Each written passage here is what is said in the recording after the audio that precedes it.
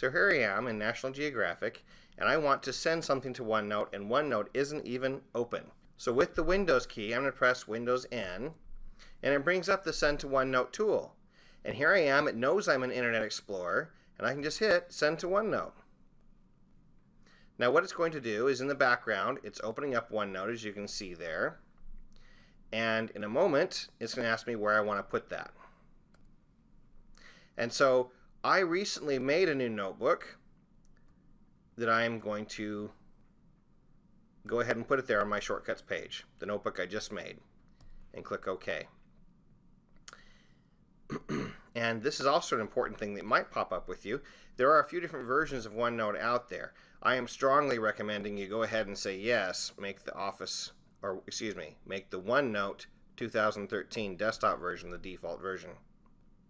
So what it has done, it has created for me a link and the web page. Now, perhaps due to restriction at National Geographic, I don't know, it didn't give me the whole page, but I can take that object, and once it's selected, simply hit delete, and I still have the link that takes me right back there.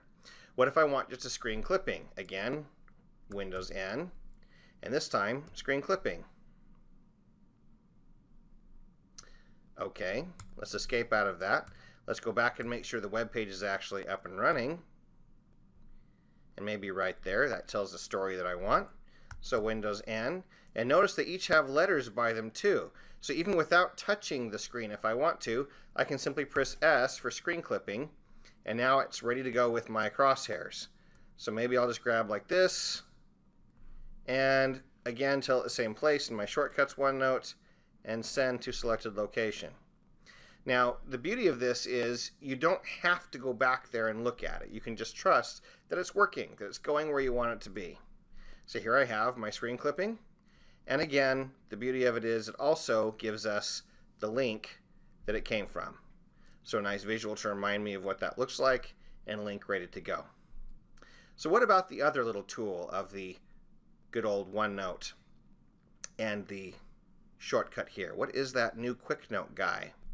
So let's find out about that. Let's close that. Let's go ahead and close OneNote again so you can see that it's not currently running. And let's go ahead and press Windows N this time and say New Quick Note. What it does is it makes this wonderful, flexible little floating palette that I can say whatever I want.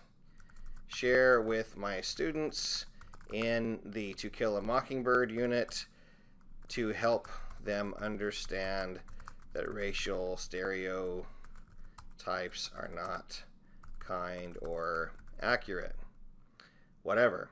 Now, if I want to, I can take this and I can just move it to the side and dock it there, and even flexible enough that I can slide it over like this and have this wonderful little note-taking space that just stays with me as I'm browsing and whatnot.